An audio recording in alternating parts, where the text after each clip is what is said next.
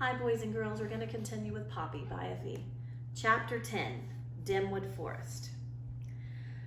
Poppy searched desperately for a place to hide. Glitter Creek ran behind her. Before her stood Dimwood Forest. There was little choice. She plunged among the shadowy tree trunks and began running wildly, her only desire to put as much distance between herself and Mr. Oakax's tree as possible. It did not take long before an exhausted Poppy had to stop. Her sides ached. She was hot and cold all at once.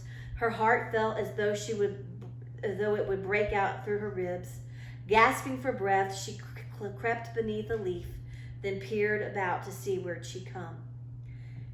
It was as if the sun had been stolen.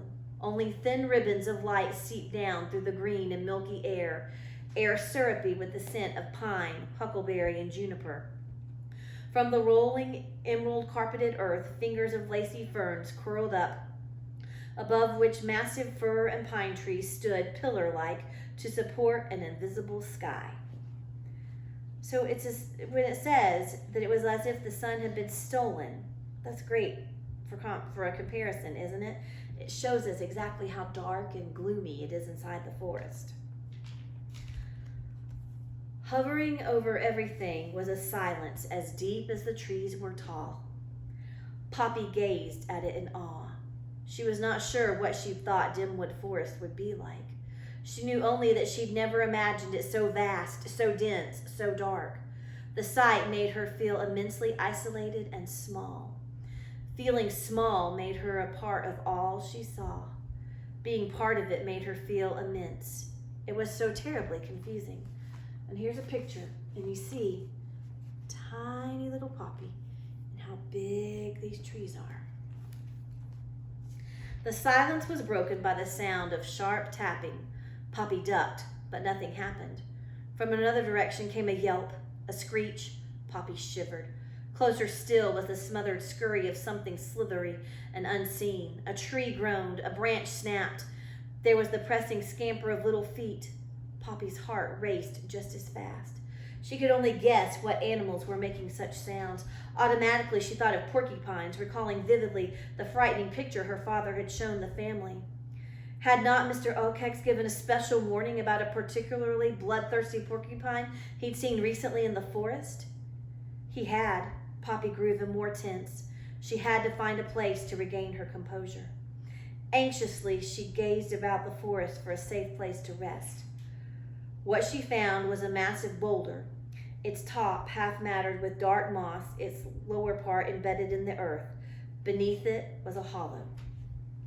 Poppy bounded over to the rock. Close up, the hollow proved to be more like a cave, utterly dark at the deep end. She edged forward, stiffing the air. She froze. A distinct animal smell alarmed her senses. Unable to identify what it might be, she listened intently, ears flicking this way and that. Seeing and hearing nothing, she crept slowly forward until she was completely inside the cave. Was anything there? Only when she was quite certain nothing was, did she begin to clean herself. Mr. Oakax, from a hiding place on the far side of Dimwood Forest, watched the barn at Newhouse intently. His nervous talons clenched and unclenched the branch upon which he was perched. At first, he tried to deny the fear he felt inside him, but it was growing too fast. It could not be denied. That he, Oakax, the great horned owl, should feel fear made him livid. It was for others to be fearful, not him. It's unfair, he hissed. Unnatural. Suddenly, hearing his own outburst, he looked about in alarm, anxious that some other creature might see and hear him. No matter what, his fearfulness must never be known. He spread his wings and glided silently away from Newhouse. In a temper, he recalled the mouse he had seen in Glitter Creek. Perhaps the body had been tossed up on the bank. He was upset enough to eat anything, even if it was already dead. When he reached the creek, he began to fly upstream, moving low over the water. Poppy paused in her fur cleaning now and again to gaze out at the forest. It should not have been called Dimwood, she told herself, but Darkwood. She kept asking herself how she ever thought she'd find her way through such a fearsome place. The likelihood of her survival was growing slimmer by the moment. And though at the moment she felt relatively safe, she worried that she had not gotten far enough away from Mr. Oakhax's watching tree. But which way should she go? She had no idea where she was. She was lost, and she knew it. She recalled the vow she'd made on Bannock-Kill, never to leave home again. She considered going back. She wanted to. But then she thought about what would happen if she did return with nothing to report to Lungwort about Mr. Oakhax. Life would be miserable. Poppy sighed. It was so hard to be courageous, so hard to be a coward. Going forward or back seemed equally awful. So much easier to do nothing. But if she did nothing, she would surely perish. What was she to do? Trying to stay calm, she reminded herself that by pressing on, she at least had a chance to make a difference for her family. Now, if she only knew which direction would lead her to Newhouse. Mr. Oakhax concluded that the mouse he had seen in the water was gone, washed away. At least there was no evidence of its existence, dead or alive. In any case, he was still so upset by what he had seen at Newhouse that he found it hard to concentrate on searching. His head ached. All he could think about was getting some sleep. He would go home. He flew deep into Dimwood Forest, moving in a northerly direction. Poppy peered nervously out from under the branch at the boulder. If this is midday, she said to herself, I'd hate to be in this forest at night. She considered staying and sleeping for a while, but the distinct smell of the other animal made her too nervous. It certainly seemed to not be about, but what if it came back while she slept? Too risky. If she wanted to sleep, and she did, she'd have to find a better place. Checking in all directions, paying particular attention to the angle of the slanting rays of sunlight, and knowing that moss grew on the north side of trees, Poppy made up her mind that she would make a rough determination as to which way was east, the direction from which she had come. As she recalled the lay of the land, Newhouse was to the north. She would go north then, hoping for the best. Mr. Oakhax came to rest on the gray, lifeless tree, a snag that was his nest. With its top broken off, the snag rose twice as high as a blackberry bush from the ground. A high hole served as an entrance into its hollowness. For a while, the owl sat on the edge of his nest and stared moodily before him, thinking only about what he had seen at Newhouse. Just to think about it made him tense. He felt he was in grave danger. The question was, what kind of danger? Was he about to lose his food? Would he have to fight? If he did, he knew he might be defeated. If he was defeated, would he have to move to another territory? And here's a picture of Oakhax in his hole.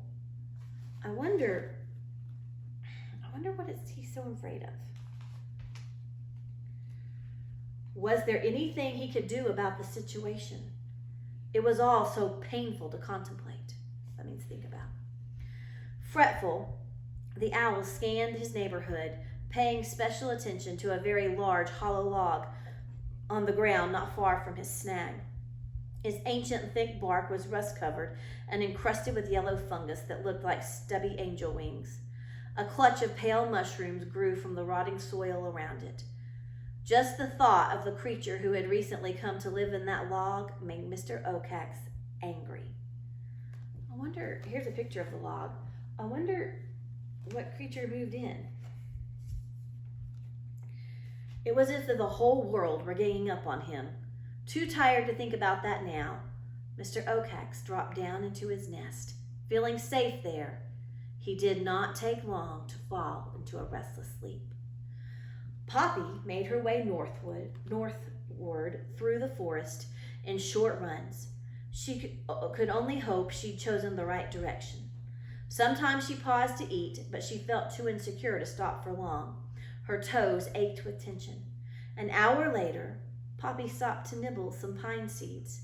As she ate, she noticed a huge log partly embedded in the earth, covered with yellow fungus. It seemed very old, and it appeared to be hollow. Poppy considered it If the log was unoccupied, it might be the perfect place for her to rest with safety. Then she noticed the remains of a large gray tree. Its top was gone, and it had a hole in its side. It might be safer than the log, but after studying it, Poppy decided the hole was too high for her to climb to. The log would be better. Weary, she crept forward. The closer she came to the log, the stronger grew a scent unfamiliar to her.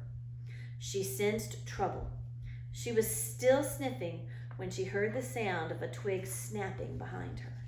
She spun about and gasped.